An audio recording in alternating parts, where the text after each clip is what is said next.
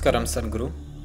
Quelle est la différence entre Kala Bhairava Karma et Kala Bhairava Shanti? Et quelle est la signification du karma vastram attaché au tamarinier devant le Dhyanalinga?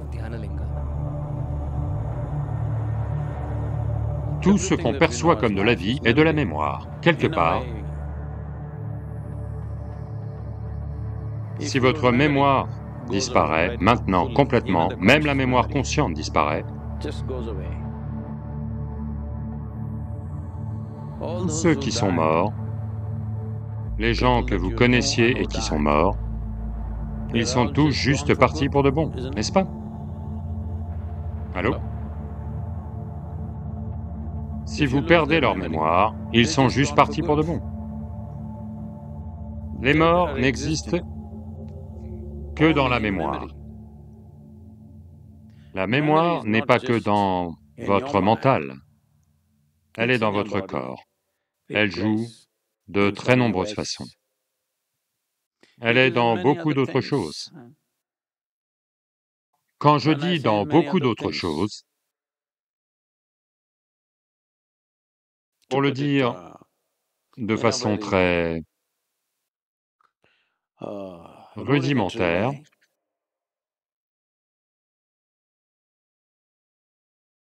si vous marchez par ici,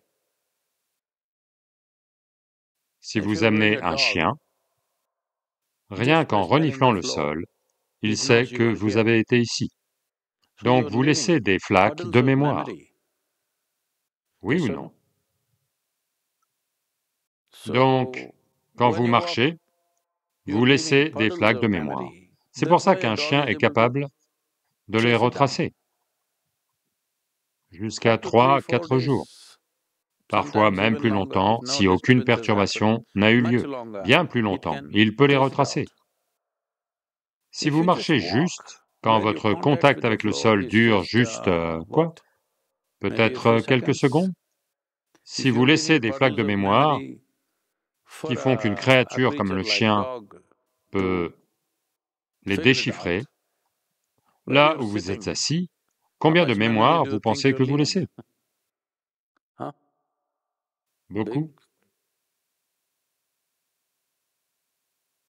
Donc les vêtements que vous portez là, maintenant, qui sont en contact avec votre corps, combien de mémoire pensez-vous qu'ils portent? Si vous marchez juste comme ça, et que pendant quelques secondes, vos pieds touchent le sol, si vous laissez de la mémoire comme ça, qui dure des jours et des jours, si personne n'interfère avec, si rien ne vient se superposer, elle va durer bien plus longtemps. Si tel est le cas, là où vous êtes assis, les vêtements que vous portez, l'endroit où vous dormez, combien de mémoire doit-il y avoir là? Donc, cette mémoire, ils sont peut-être partis, ils sont peut-être même dissous, on ne sait pas.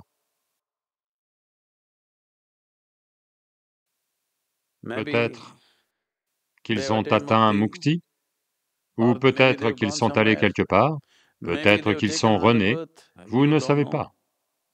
Mais soit parce qu'ils vous ont donné naissance, soit parce que vous étiez en contact avec eux, leurs empreintes mémorielles sont là sur vous. Donc un aspect important du karma, c'est que vous devez vous libérer de cela, c'est très important. Se libérer de la mémoire et perdre sa mémoire sont deux choses différentes. Si vous perdez votre mémoire, la mémoire consciente, si vous la perdez, ça ne signifie pas que vous êtes libéré. Elle va commencer à fonctionner en vous de façon inconsciente. On veut se distancier de notre mémoire. On ne veut pas la perdre. On veut juste la porter de façon un peu plus ample, c'est tout. Donc une chose, c'est pour les morts, mais le plus important, ce sont aussi les vivants. Une distance doit apparaître. S'il y a trop de flaques de mémoire intenses, ça va aussi troubler les morts. Ce sont seulement les proches, en particulier s'ils ont des relations très aimantes, ce sont ces gens-là qui dérangent les morts. C'est pourquoi dans cette culture, quand quelqu'un veut mourir, ils partent à un endroit où ils ne sont jamais dans leur famille. Tu ne veux pas être avec ta famille quand tu meurs, parce que, jusqu'au dernier moment, ces attachements vont continuer. Tu veux être loin, seul, en comprenant clairement que toutes les relations qu'on a créées dans ce monde sont essentiellement de la mémoire. Si la mémoire est effacée, aucune relation n'existe. Pour établir une dimension en nous-mêmes, pour devenir conscient d'une dimension qui est au-delà de la mémoire, qui est la vie elle-même. Donc, pour celui qui est parti, on veut raboter autant de mémoire que possible pour que son processus de libération devienne plus fluide, plus facile, pas intriqué ici, là, partout. On veut le libérer. C'est pour cela que, culturellement, il y a une chose où tous les parents de sang doivent arriver quand quelqu'un meurt. Plus maintenant. On ne sait pas où ils sont de nos jours. Autrement, quand quelqu'un meurt, je ne sais pas si vous êtes au courant à la dernière génération, les gens vont compter. Mon grand-père est mort, ok? Les fils sont là, les filles sont là, leurs enfants sont là. Oh, et le fils de ce frère, il n'est pas venu? Il compte, si tout le monde est venu, parce qu'ils doivent venir le libérer. Ils doivent venir et d'une certaine façon laver leur mémoire. Ils doivent le voir mort. S'ils ne voient pas le corps mort et la crémation du corps, dans leur mémoire, il vit encore. Et s'il vit là, d'une certaine façon, ça ne le libère pas. Parce que c'est Runanubandha. Au niveau du corps, au niveau de la dimension physique, il y a de la mémoire. Donc toutes les choses qui appartiennent à cette personne ne sont pas données au même endroit. Elles sont données dans différentes directions, pour que la mémoire ne reste pas à un seul endroit. Les cendres, ou l'asthi, ne sont pas mises à un seul endroit. Elles sont... Je sais qu'à certains endroits, ils les mettent dans une urne et les gardent pour toujours. Non, ce qu'on fait, c'est qu'on les met dans 3 rivières différentes pour qu'elles ne se rassemblent jamais et aient envie de...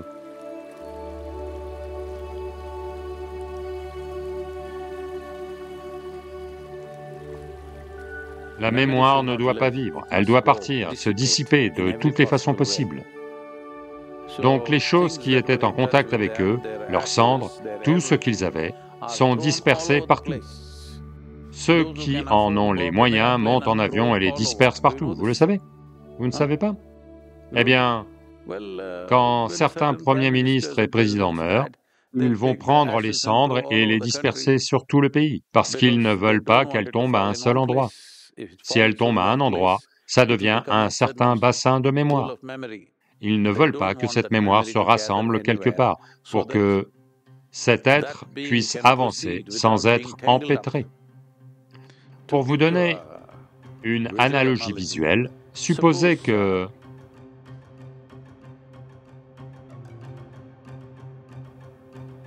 Vous savez, parfois, avez-vous manipulé cette superglue et tout ça? Avez-vous essayé de coller quelque chose?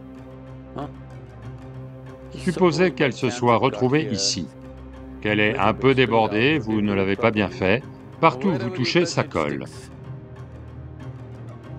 Ou bien vous êtes pris dans une toile d'araignée, disons, elle vous tient à des tas d'endroits. Donc l'idée, c'est que tous les points d'accroche, on veut les libérer.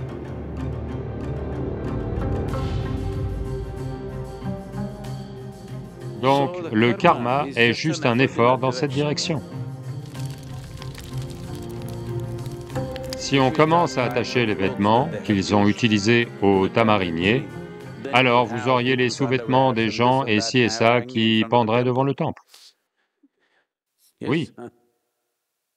Donc, on leur donne un tissu uniforme pour tout le monde, on y met les choses de la mémoire, et puis on l'attache.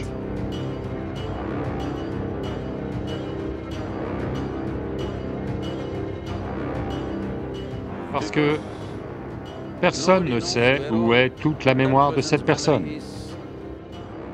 On ne sait pas à quel endroit elle est bloquée. Donc, une chose simple à faire, c'est un brin de leur mémoire, tu le mets à un endroit qui est naturellement pour se démêler.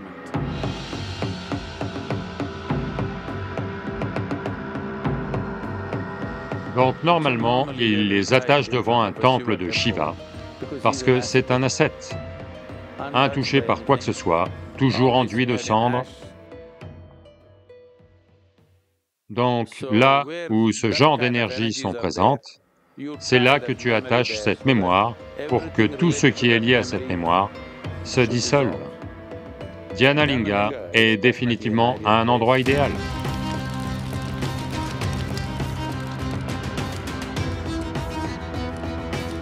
Donc, essentiellement, tout ça c'est aussi efficacement que possible, essayer de nettoyer les flaques de mémoire qu'un être humain a laissées pour qu'il n'ait pas à traîner là, simplement parce que ces mémoires peuvent retenir. Voyez, même quand les gens sont vivants, incarnés, même à ce moment-là, beaucoup de gens rôdent autour de certaines choses, simplement à cause de la mémoire inconsciente de quelque chose. Inconsciemment, ils commencent à aller dans cette direction. Donc tous ces...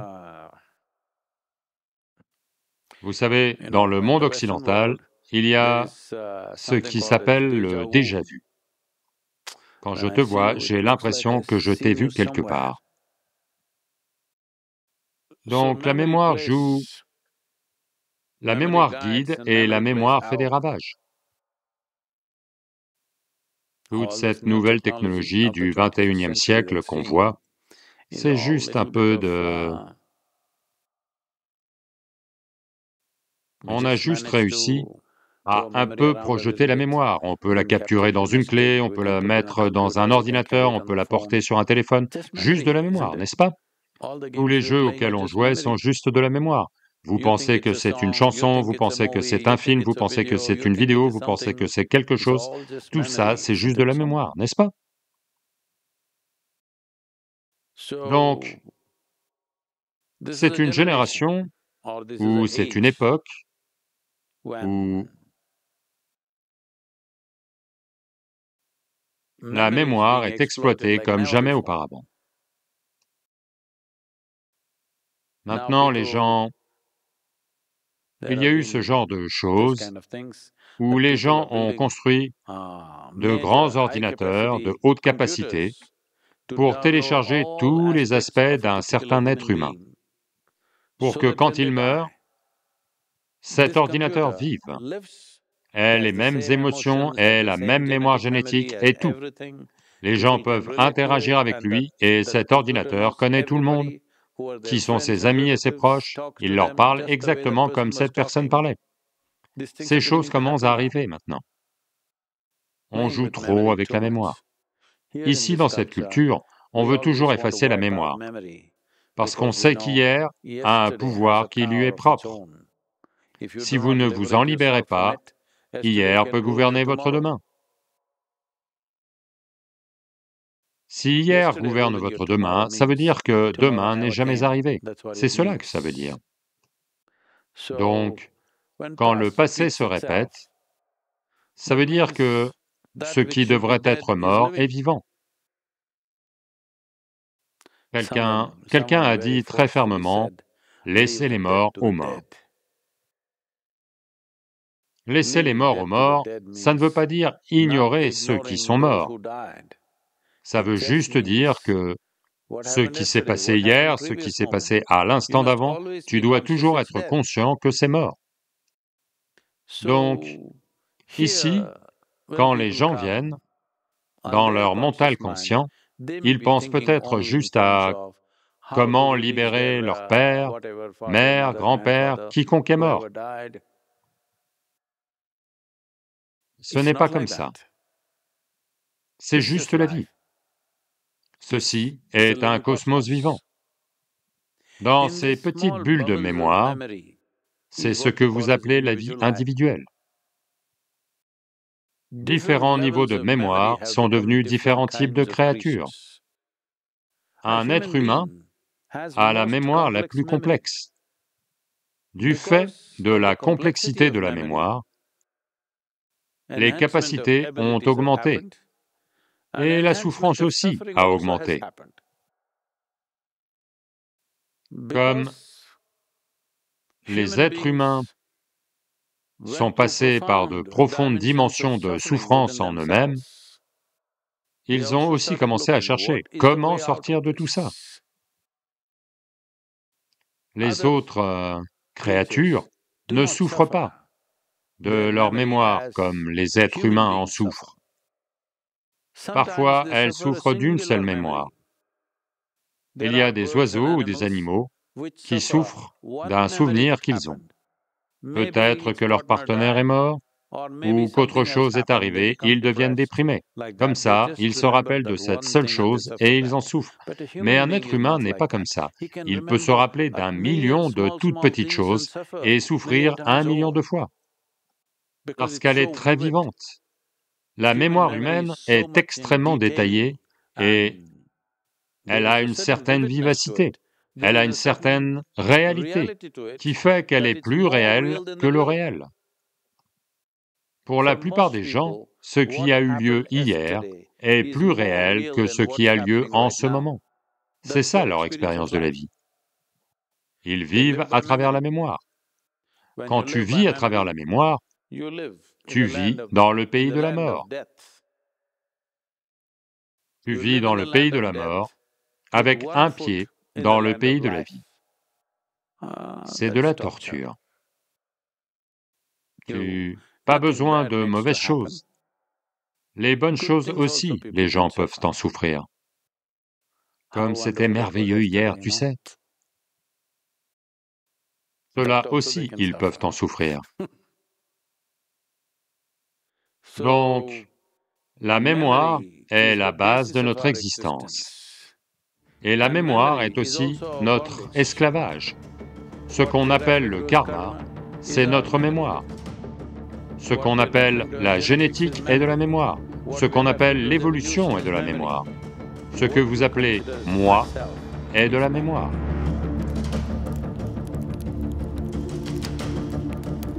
Donc, le Kalabhairava, Karma et le Kriya sont juste des efforts pour nettoyer autant de mémoire que possible.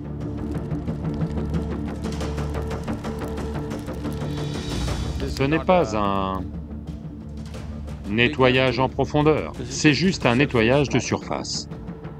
On nettoie juste la surface, pour que rien n'accroche autant que possible. Si on veut faire un nettoyage total et approfondi, ce n'est pas forcément nécessaire bien souvent, mais parfois ça l'est. Ça va demander un tout autre niveau d'implication des deux côtés. Ça va devenir compliqué.